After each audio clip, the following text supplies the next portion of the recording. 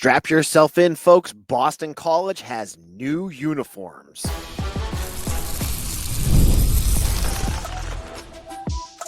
You are Locked On Boston College, your daily podcast on the Boston College Eagles.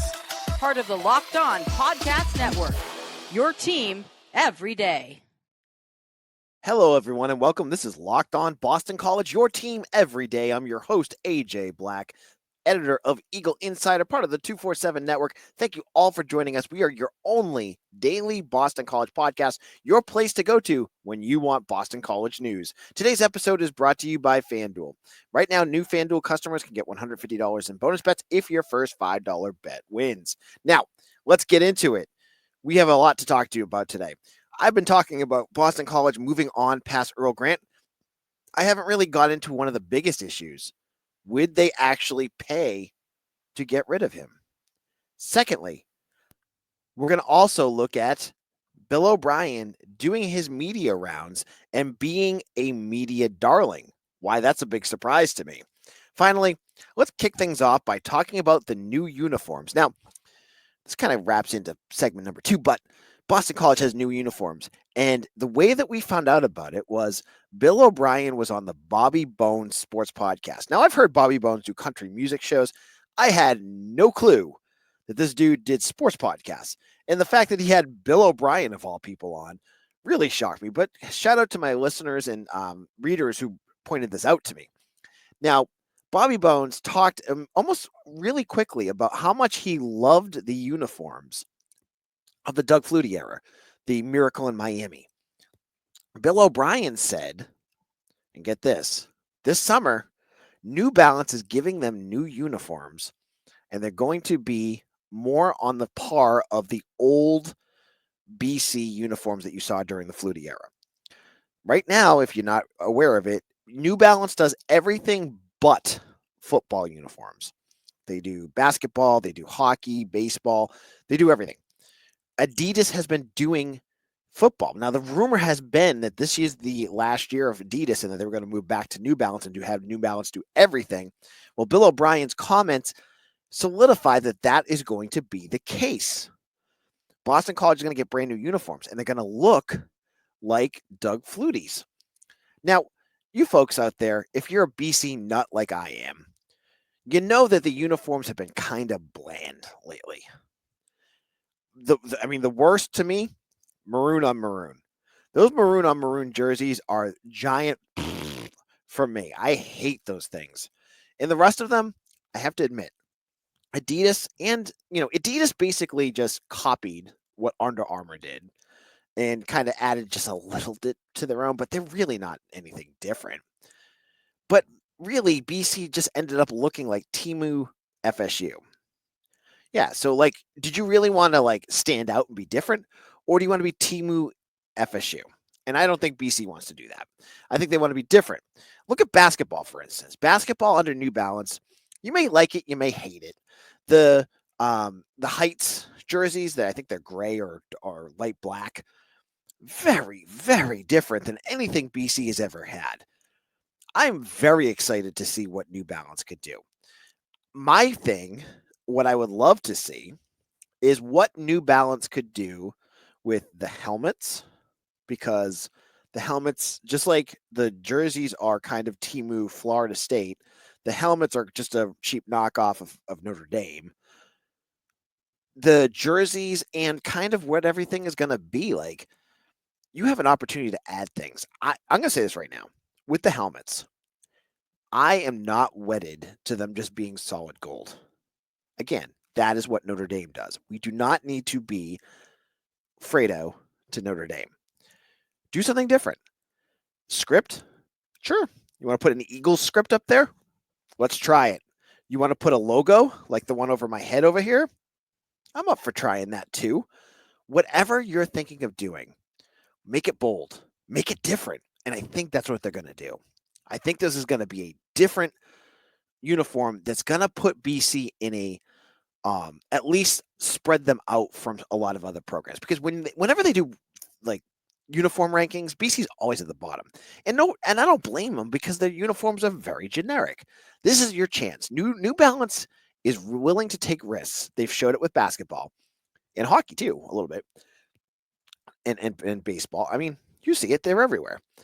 Let's do it with football too. Let's look at the helmet. Let's look at the shirt and pants, and let's go with it. Now, Bill O'Brien also on this podcast talked about the uniform combo that he likes the most and that he hopes to see more of, which is not maroon and maroon because he's not crazy. It's maroon and gold. And I think we saw a bunch of that this year. We saw it with UNC, Syracuse. There was at least 3 home games that they did it.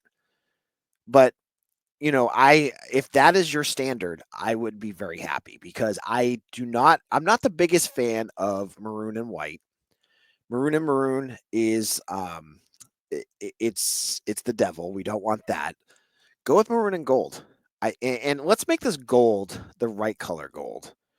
Don't make it puke yellow. Don't make it like Notre Dame gold. Find the right color and find the right maroon. And let's make this work. This is a cool opportunity. I cannot wait. And this whole situation I think is great for BC too, because so many schools, their branding and the apparel is so key to what they do. If I had told you, think about UNC's uniform, what's the first thing that comes to your mind? Jumpman. It's Jordan, right? If I was to say the same thing about Oregon, what do you think of? Nike. They have that. Now, BC has a chance with New Balance. And I'm going to say this too. For the folks out there that think, oh, New Balance, it's the old dad stuff. That's like a 5-year-old joke at this point. New Balance is far above that. They have marketable athletes, and I'm not going to be able to remember who they are at this point, but they're marketable athletes that are big in their sports that are now advertising these shoes and these products. BC is the only Power 4 school that they represent right now.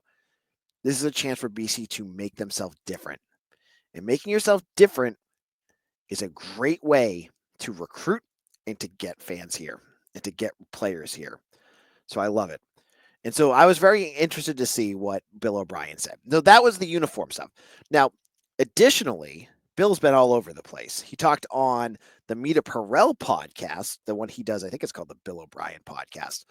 And in the midst of him talking about baseball and food, which he does every time, he mentioned that BC is going to have a special helper at practices this year, and it's going to be Tyler Vrabel, which makes a lot of sense because we've heard a lot about Bill O'Brien and Mike Vrabel.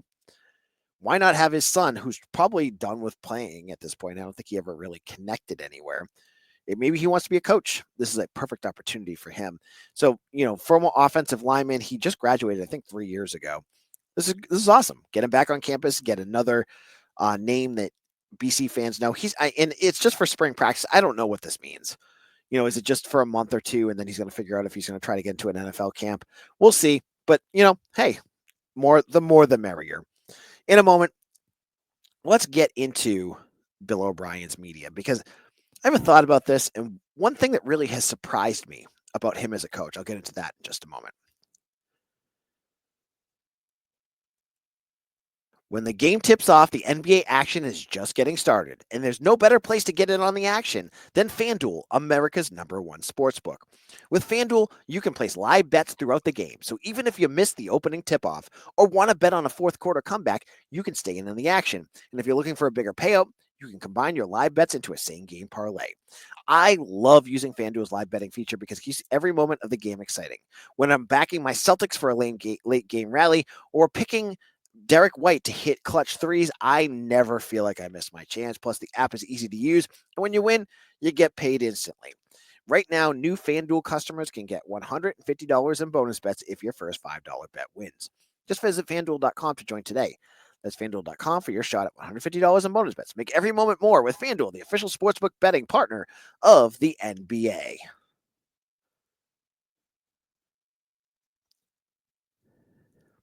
Locked on Boston College, AJ Black here. If you are enjoying this podcast, we are daily. That means there are 5 episodes this week. This is not one of 5. Go back to our archive. There's tons of talks about recruiting, Earl Grant, all sorts of good stuff. The NFL Combine. Make sure you listen on YouTube or wherever you get your podcast. Now, we started this episode talking about the new uniforms, but that came up on the Bobby Bones podcast. And Bobby Bones, I think he win Dancing with the Stars, I think. I mean, he's a big name. And this is one thing that keeps popping up with Bill O'Brien is how media savvy and media friendly he is. Because when you hired him, you got a coach that comes from the Bill Belichick coaching tree and Nick Saban. Nick Saban is more media friendly than I give him credit for. But man, I'm from New England. Bill Belichick, it felt like the Cold War with the way he and the media always interacted. Unless he got a question that really got him going, he would snarl and make comments and whatever. So I just assumed when Bill O'Brien got here that we would be having a much different experience between the media and the coach than we did with Jeff Hafley. Remember, Jeff Hafley was media friendly. He was the guy that everyone thought was, an easy question, an easy guy to talk to. I mean, we had him on this podcast. He was very easy to talk to. He'd get on the phone with me.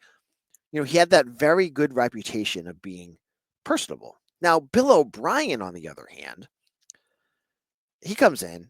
I'm thinking we're not going to get much out of him at all. Not only does he have his radio show that during the season that we used to see, where he's at what is it, the what's that steakhouse in Brighton? I'm totally blanking on the one by Market Street. I'm totally blanking on it, but you know what I mean, right? Probably hit me up in the comments. He has his podcast there. He's doing a podcast now with John Amita Perel called the Bill O'Brien Podcast. He's on the Greg Hill Show weekly. He's now doing the Bobby Bones. We see him on ESPN. He is everywhere. And the reason I bring this up is I'm completely surprised that a guy like him is doing what he's doing. It could be so easy for him to just take his paycheck, coach, and go home. But what he's doing, what Bill O'Brien is doing, is raising the profile of Boston College. There's a malaise around this program. There is also a lack of complete interest from Joe Schmo over in East Boston or Sammy Smith over in Hamilton, Massachusetts. None of these people really care about BC unless you went to BC and you like the football team. You just you know them as the team that's kind of decent sometimes, but not really all that interesting, and not as good as your Celtics, Bruins, Patriots, or Red Sox. O'Brien is trying to flip that script, and I give him a ton of credit for doing this. He is going out there to major media outlets and spreading his gospel. Basically what he's doing. He's explaining to everybody, not just the people who listen to Locked On BC, not just the people who have season tickets, but someone who may not even know much about BC, why you should care about them, why you should listen to their games or watch their games or maybe buy tickets to their games. He's making it a big deal. And this, again, I honestly, if you were to tell me like 10 years ago, you're going to have one coach that's really media friendly and one coach that's a grump, who would do this kind of strategy, I would have taken the media friendly person. But Jeff Hafley, he had his moments, but nothing like this. O'Brien too. I had to give, I don't want to like completely make this all about his actions. He has a history in this area. Hafley didn't. So, Hafley was fighting up against that. O'Brien, coached the Patriots, is from the area. Everyone knows who he is. He has that going for him. But credit to him for taking that, the cachet of what he, everyone in this area knows, and making a bigger deal out of it. By making your program seem bigger, it's going to pay dividends down the road with recruiting, with tickets, with eyeballs. This is what you need. And the fact that he's doing this in the middle of March, when there's nothing really to talk about, there's no big game against Clemson or Notre Dame. There's no start of the season, so that the local media will always talk about BC for the first 2 weeks and then stop caring about them. This is not even in spring football. This is just a time, and he figured out, and credit to whoever else is marketing him out there at BC, how to get on one of the biggest podcasts in the country and get your message out about Boston College. And he did a great job. If you have not checked it out, find Bobby Bones' podcast. I think it was out 3 days ago by the time of this recording. And I love it. He's still Bill O'Brien, but he's much more friendly when you hear him talk than you'd expect. When he's comfortable with Mita Perel, you get a whole story about him, about his music and his food tastes. If you're interested in learning about him, that's great stuff. I'm not particularly, that's not my style, but when he's talking football or he's talking, coaching searches and stuff, it's fascinating. And he gives a good amount of information. So that's really cool too. So I think Bill O'Brien is doing a nice job of getting BC out of the doldrums of being, buried in the globe, not covered by radio, really not covered by TV, and finding ways to get his message out there and get his product out there so that more and more people are aware of it. If people are aware of it on a Saturday, as he said in the I think it was on Meteors. He said, "Yeah, I get it. We're falling behind the Patriots, Red Sox, Bruins, and Celtics, but the Patriots don't play on a Saturday afternoon. There's nothing going on a Saturday afternoon in terms of sports, really. You can come down to Boston College and watch a good football game. We're going to put a good product on the field." That is a good message. That could help. And yeah, maybe it's not. Maybe I'm just being really positive about all this. But you have to try. You have to put the effort out there to do this. And he is more visible than any coach I can remember. From Steve Adazio eating a piece of pizza on the college football playoffs to Jeff Halfley showing up on I think he was on the Hill Show too. This is all bigger, and he's a bigger brand, so he has that cachet to do that. But I think that Bill O'Brien is going to help BC become bigger, and you have to love that. Now, in our final segment, I've been talking a lot about Earl Grant and whether I wanted to see him back. One question that keeps popping up, and you folks that keep asking me, is would BC actually pay for it? I'll explain why they should in a moment.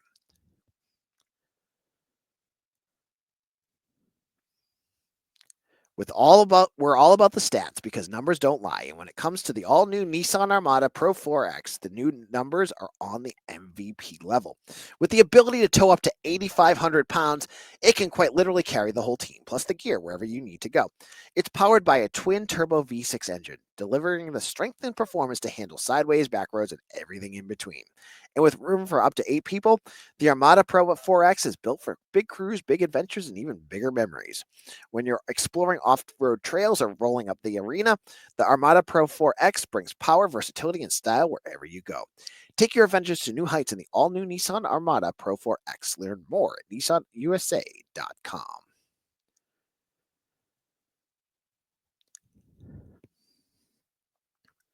Locked on Boston College, AJ Black here.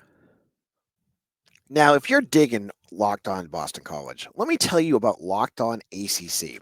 They just did a Locked on ACC squad, which unfortunately I'm never part of because they record when I'm putting my kids to bed, so I just can't get out of it. But they talked about the ACC new media rights deal and how they're changing things up and how that'll impact Boston College. So I really recommend go checking it out on YouTube or wherever you get your podcast. Now, let's change things up. Basketball talk here.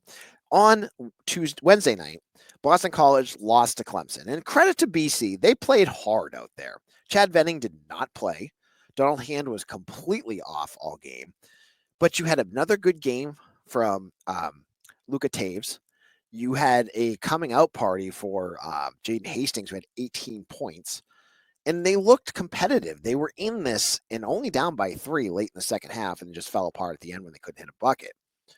That being said, we're at this point now.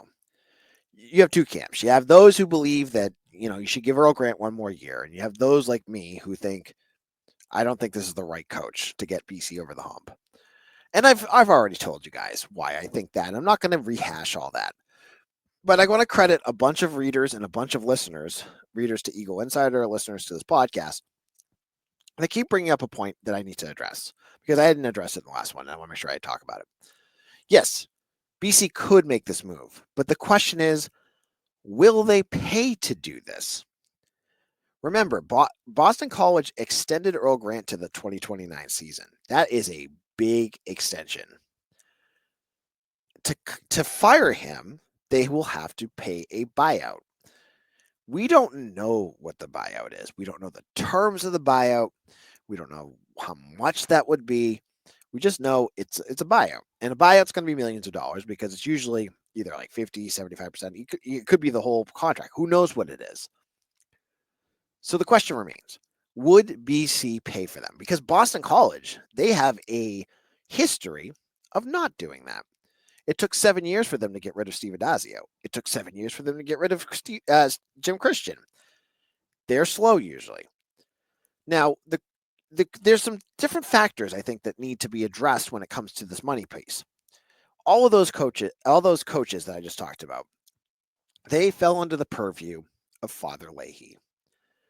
If they were to fire Earl Grant, how much of this process would be run by Father Leahy and how much would be held by Father Jack? That is a question I can't answer. Father Leahy's still the president, but Father Jack is the president waiting. He is going on sabbatical in, I believe, June. So he'd still be around. And my hope, if this was to happen, is that Father Leahy understands that, hey, I've got one more year left. This is his call. I'm going to let him make that choice. But my fear is Father Leahy's still going to be the guy behind that.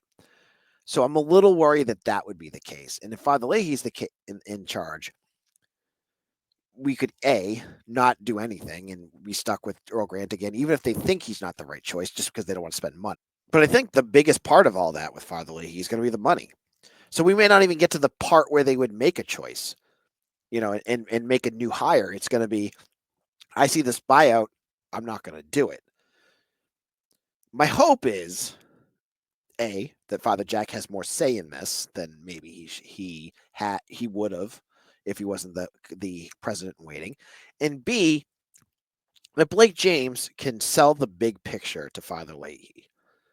One thing Father Leahy was good about, and the one thing you can't take away, was that they were able to get BC into the ACC. They saw the big picture when it came to how the college sports world was changing and got ahead of it.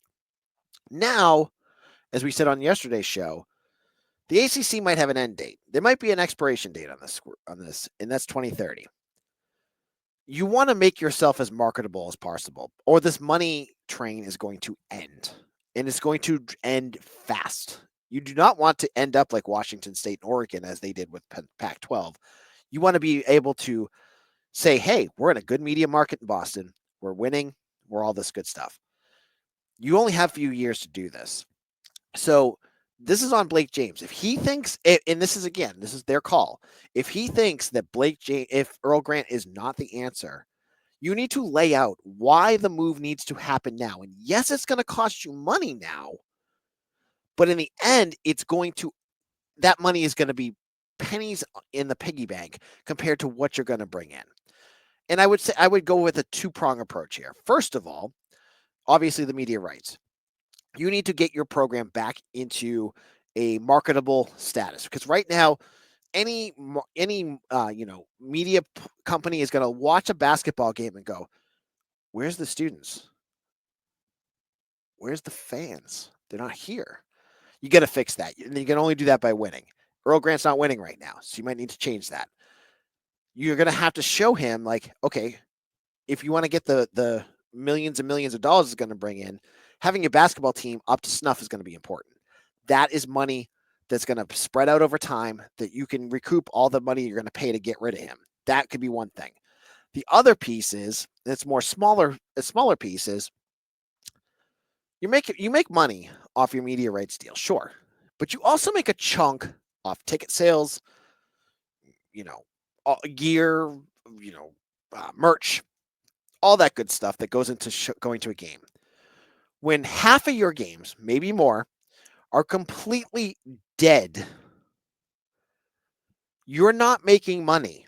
You're losing money there. So a chunk of what you're losing when you pay for Earl Grant, you could recoup by getting people actually in the door, because that's not what happens right now.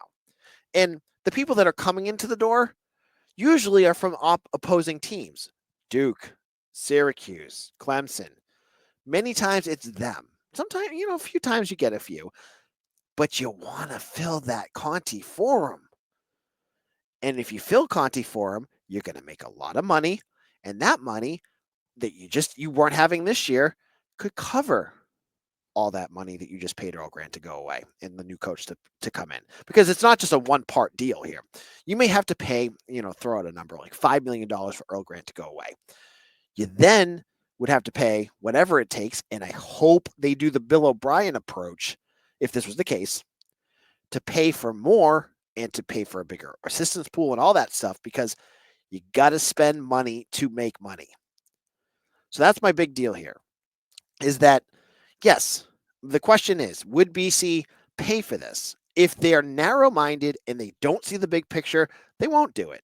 And I would say shame on them. If this is really the case, if maybe Blake James sees something in Earl Grant I don't see, and I'll give him credit, and that's what he wants. Fine, go for it.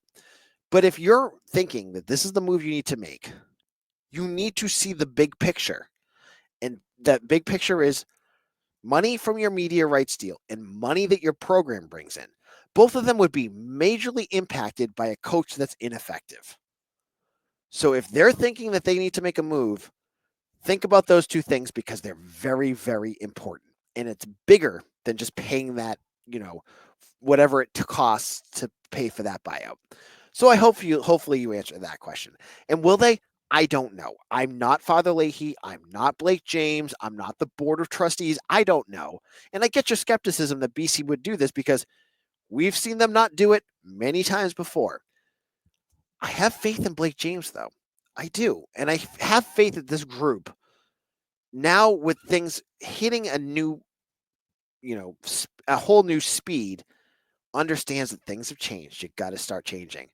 And if that's the case, you have to make that move. And I'm not saying that right now, but the point of this is not me saying fire Earl Grant. I'm saying if they're thinking of it. So hopefully that answers your question. And thank you guys for bringing that up as a point for me to talk about. I'll be back again on Monday. We'll talk a little bit about the end of basketball. Will there be a move? We'll be here to talk about it if there is. Hockey, they end their regular season as they get ready to hopefully be number one. They play Merrimack this weekend. Baseball, football, camp starts next week. We're going to have all sorts of talk about that. Thank you all. Make sure you subscribe to Locked On Boston College on YouTube or wherever you get your podcasts. My name's AJ Black. I'm the editor of Eagle Insider. Check my work out over there. And I hope to see you all again soon for another episode of Locked On Boston College, your team every day.